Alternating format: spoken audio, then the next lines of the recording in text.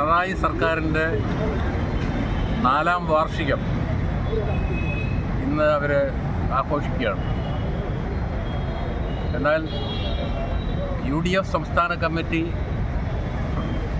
ഈ ദിനം കരിദിനമായി ആചരിക്കണമെന്ന് ആഹ്വാനം ചെയ്തു. ഐക്യ കേരളം ഉണ്ടായതിനു ശേഷം സംഭവിച്ച ഏറ്റവും വലിയൊരു ദുരന്തമാണ് പിണറായി സർക്കാരിന് ലഭിച്ച, പിണറായിയുടെ നേതൃത്വത്തിൽ ഇടതുമുന്നണിക്ക് ലഭിച്ച ഈ തുടർഭരണം. സാർവത്രികമായി എല്ലാ മേഖലകളിലും ഈ സർക്കാർ ഒരു തികഞ്ഞ പരാജയമാണ്. സാമ്പത്തികമായി 1957 കേരളത്തിൽ അധികാരത്തിൽ വന്ന ആദ്യത്തെ കമ്മ്യൂണിസ്റ്റ് മന്ത്രിസഭ, EMSൻ്റെ മന്ത്രിസഭ മുതൽ ഇങ്ങോട്ട് 2016 വരെ കേരളത്തിനുണ്ടായിരുന്ന പൊതുക്കടം 1,50,000 കോടി രൂപയായി. എന്നാൽ 2016 ശേഷം ഈ കഴിഞ്ഞ 9 വർഷങ്ങളായി 6 ലക്ഷം കോടി രൂപയുടെ കടമാണ് കേരളത്തിലുണ്ടായിരുന്നത്. അപ്പോൾ കേരളത്തിൻ്റെ സാമ്പത്തിക രംഗം തകർത്ത് തരിപ്പണമാക്കിയ ഒരു സർക്കാരാണ് പിണറായി സർക്കാർ. എല്ലാ മേഖലകളിലും, വിദ്യാഭ്യാസ മേഖലയിൽ, ആരോഗ്യ രംഗത്ത്, ക്രമസമാധാനം, പത്രമെടുത്ത് നോക്കിയാൽ, ചാനലുകൾ വെച്ചാൽ കേരളത്തിൻ്റെ ഏതെങ്കിലുമൊക്കെ പ്രദേശങ്ങളിൽ കൊലപാതകങ്ങളും ബലാത്സംഗങ്ങളും ദുരഭിമാന കൊലകളും ഒക്കെ നടക്കാത്ത ഒരു ദിവസവും. പോലീസാണോ ഗുണ്ടകളാണോ എന്ന് തിരിച്ചറിയാൻ വയ്യാത്ത തരത്തിലാണ് കേരളത്തിൽ പോലീസിൻ്റെ പെരുമാറ്റം.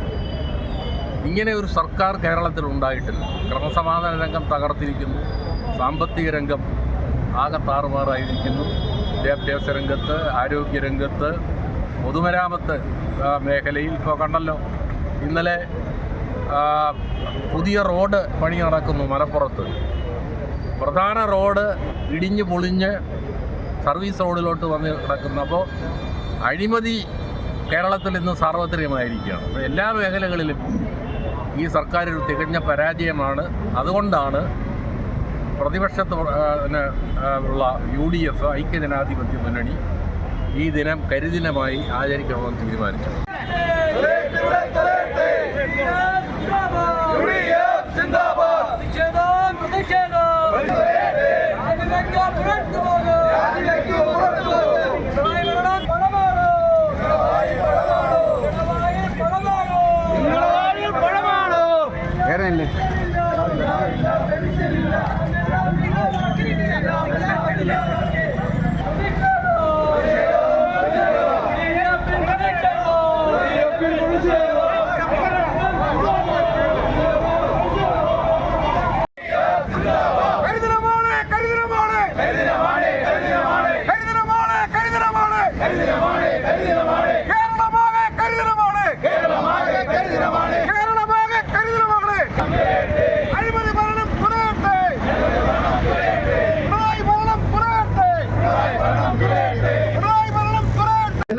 പ്പെട്ട ഏറ്റവും വലിയ അഴിമതി സർക്കാർ, ജനവിരുദ്ധ സർക്കാർ പിണറായി സർക്കാരിനെതിരെ കേരളമാകെ ഇന്ന് പ്രതിഷേധം അലയടിക്കുകയാണ്.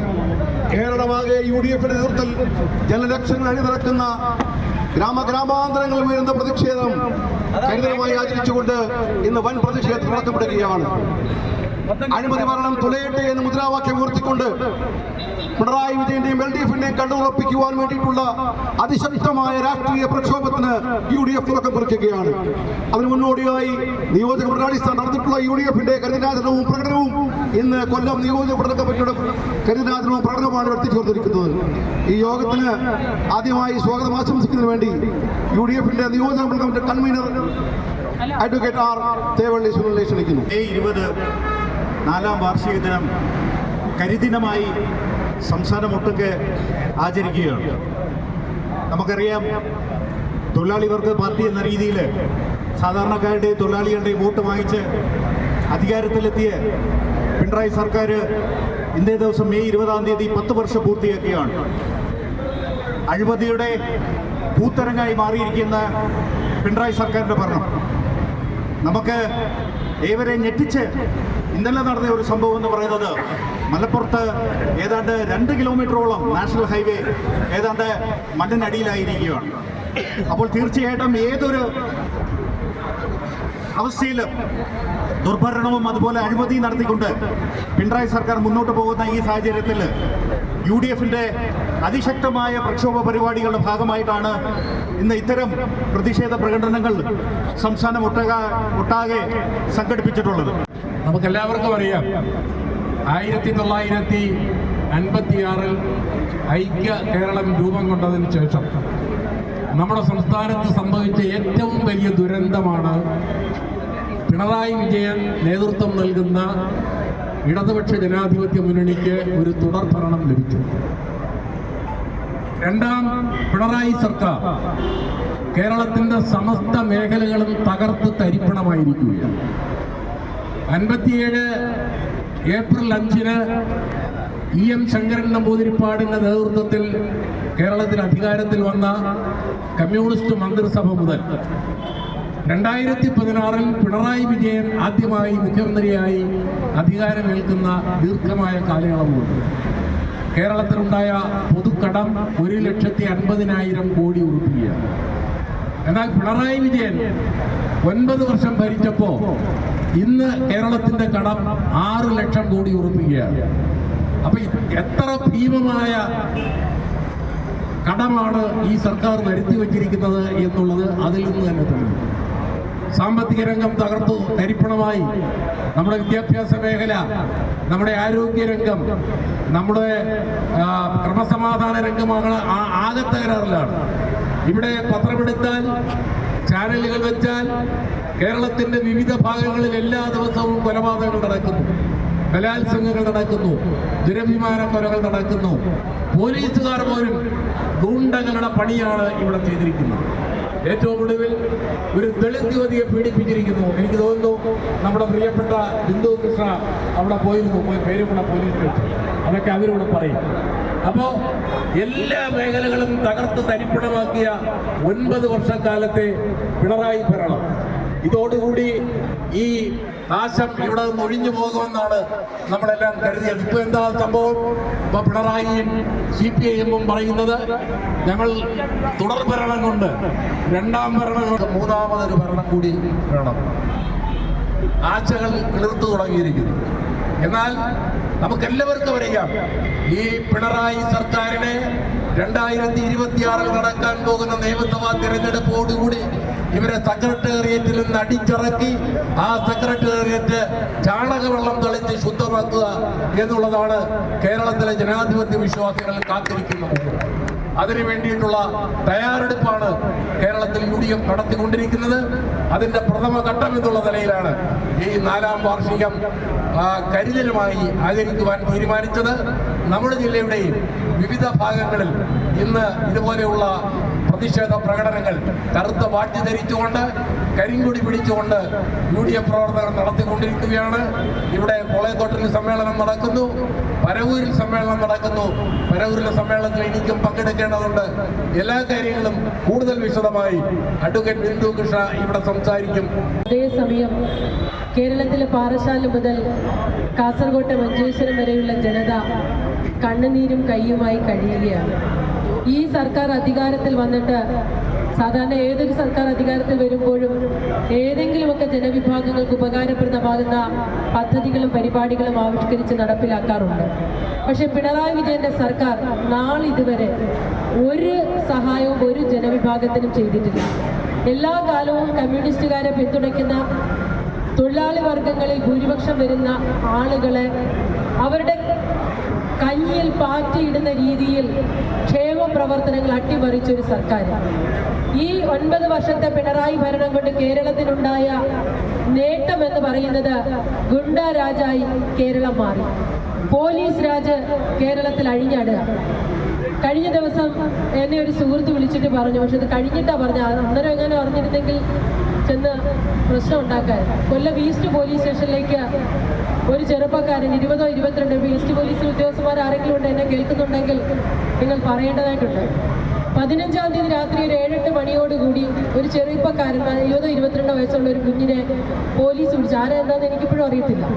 പിടിച്ചോണ്ട് പോലീസ് സ്റ്റേഷൻ അവിടെ കണ്ടു നിന്നവർ കഴിഞ്ഞ ദിവസം വന്ന് പറഞ്ഞതാണ്. പിടിച്ചോണ്ട് അങ്ങോട്ട് വരുന്നു, അവൻ്റെ കൈയും കാലും കെട്ടുന്നു. 3 പോലീസുകാർ എത്രത്തോളം അവനെ തല്ലിച്ചതച്ചെന്ന് പറഞ്ഞാൽ പെറ്റതള്ളയല്ല, കണ്ടു നിൽക്കുന്നവരോട് സഹിക്കത്തില്ല. ഇത്ര ക്രൂരമായി മർദ്ദിക്കുന്നു.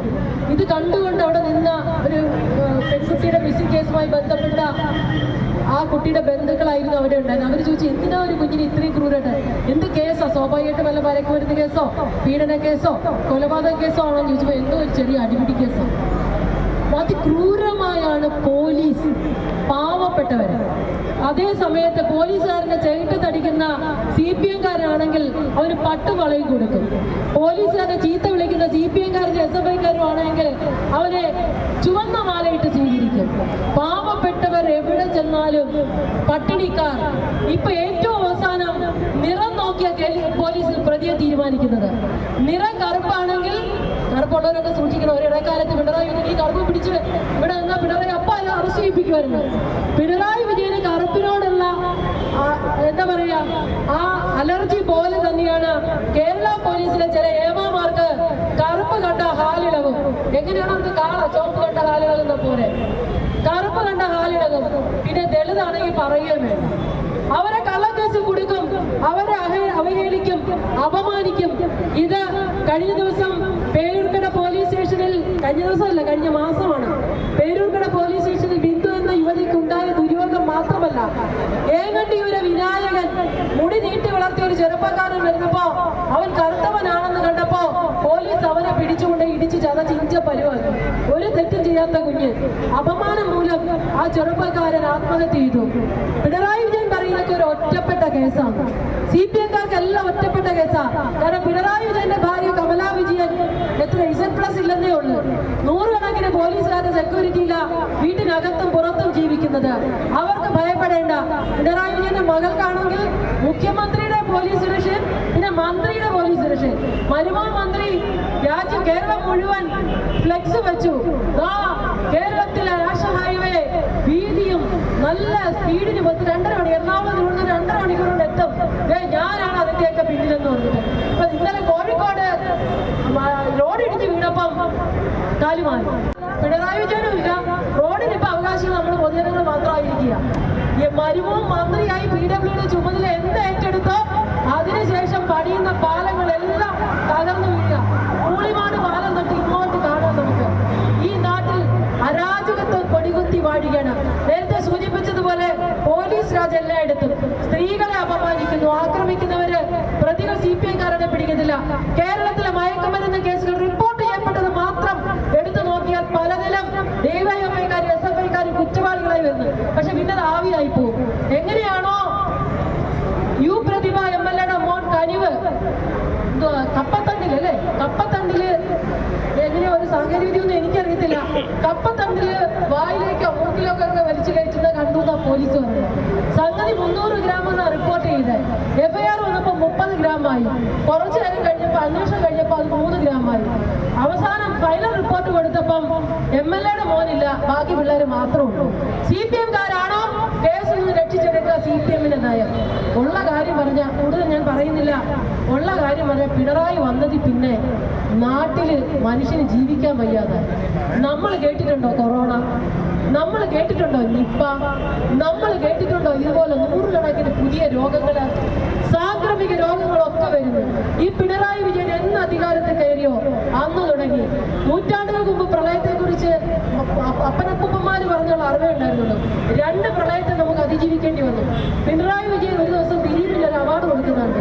അടുത്ത മാസം തന്നെ ദിലീപ് അകത്തായി. ഇടയ്ക്ക് കമലഹാസന് പാർട്ടി ഉണ്ടാക്കി അദ്ദേഹത്തിന് എന്തോ കൊടുക്കുന്നുണ്ട്, അദ്ദേഹത്തിന്റെ കാര്യം കട്ടം പുകയായി. ഇങ്ങനെ ഓരോരുത്തരും ഈ പുള്ളി എനിക്ക് ഏറ്റവും ഇഷ്ടം ഉള്ള ഒരു നടനാണ് പൃഥ്വിരാജ്. പൃഥ്വിരാജിന് കഴിഞ്ഞ ദിവസം അവാർഡ് കൊടുക്കുന്നുണ്ട്. അവാർഡ് കൊടുക്കുന്നുണ്ട്. ഇനി എന്താണോ ഒന്നും ഉണ്ടാകത്തില്ല വല്ലത് പൃഥ്വിരാജിന് വേണ്ടി പ്രത്യേകം പ്രാർത്ഥിക്കേണ്ടിയിരിക്കും. അതെ സാറിപ്പം നന്നായി. പ്രിയപ്പെട്ടവരെ, ഈ നാട് മുടിച്ചുകൊണ്ടിരിക്കുന്ന പിണറായി ഭരണം. 4 വർഷക്കാലത്തെ പിണറായി ഭരണം കൊണ്ട് തൊഴിലാളികൾക്ക് കൂലിയില്ല, പെൻഷനില്ല, ആനുകൂല്യങ്ങളില്ല. ESC കൊല്ലത്തെ കാര്യം മാത്രം എടുത്താൽ കശുവണ്ടി തൊഴിലാളികൾക്ക് തൊഴിലില്ല, ESC ആനുകൂല്യങ്ങളില്ല. കഷ്ടപ്പെടുന്ന ഫാക്ടറികൾ ഈ സർക്കാർ വന്നതിന് ശേഷം അടച്ചുപൂട്ടി മുതലാളിമാർക്ക് വേണ്ടി മാത്രം എഴുതി തള്ളുന്ന സാമ്പത്തിക നയങ്ങൾ, സഹകരണ സ്ഥാപനങ്ങൾ കോടികൾ കൊള്ളയടിക്കുന്ന CPM നേതാക്കന്മാര്. ഇപ്പൊ കഴിഞ്ഞ ദിവസം എന്നോട് ഒരു സുഹൃത്ത് പറയാ, പഴയ കളക്ടറേറ്റിൽ പഴയ ADM ഇരുന്ന ഓഫീസില് ഒരു ചെറുപ്പക്കാരൻ ഇരിപ്പുണ്ടെന്ന് പോയി നോക്കണം. ആരെന്ന് പറഞ്ഞാൽ അയാളുടെ അമ്മയുടെ പേര് പറഞ്ഞാൽ അറിയും. ഞാൻ പറയുന്നില്ല, നിങ്ങൾ കണ്ടുപിടിക്കണം. CPM-ന്റെ കൊല്ലം ജില്ലയിലെ സംസ്ഥാനത്തെ പ്രമുഖ വനിതാ നേതാവാണ്. അവരുടെ മോൻ ലക്ഷങ്ങൾ ശമ്പളം വാങ്ങിക്കുന്നു, നമ്മുടെ പഴയ ADM-ന്റെ ഓഫീസിൽ ഇരിക്കുക. എന്താ PSC എഴുതിയിട്ടില്ല, UP വേറെ ഒരു സർവീസിലും ടെസ്റ്റ് എഴുതി പാസ്സായതല്ല. പിൻവാതിൽ നിയമനത്തിന്റെ ഏറ്റവും അവസാനത്തെ ഉദാഹരണമാണത്.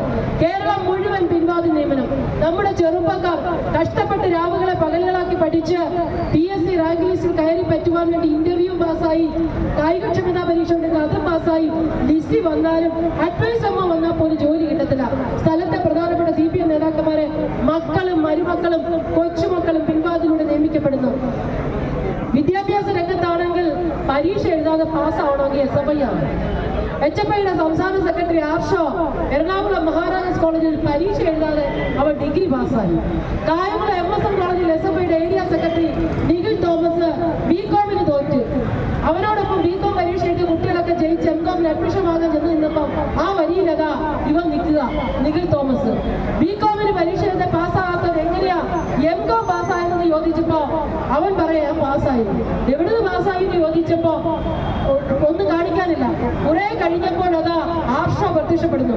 ആർഷ പറയാ, നിഖിൽ തോമസ് BCom ജയിച്ച സർട്ടിഫിക്കറ്റ് ഞാൻ കണ്ടിട്ടുണ്ട്, ആ സർട്ടിഫിക്കറ്റ് ശരിയാ. BCom തോറ്റവന്റെ സർട്ടിഫിക്കറ്റ് ശരിയാണ് എന്ന് സാക്ഷ്യപ്പെടുത്തുന്നത് പരീക്ഷ എഴുതാതെ ജയിച്ചവനാണ്. തോമസ് കായംകുളം MSM കോളേജിൽ പഠിക്കുന്ന അതേ സമയം അങ്ങ് മൈലുകൾക്കപ്പുറം 1000 കാതം അകലെയുള്ള ഒറീസയിലെ കലിക്ക യൂണിവേഴ്സിറ്റിയിൽ അവൻ ഡിഗ്രിക്ക് പഠിച്ചു എന്നാ പറയുന്നത്.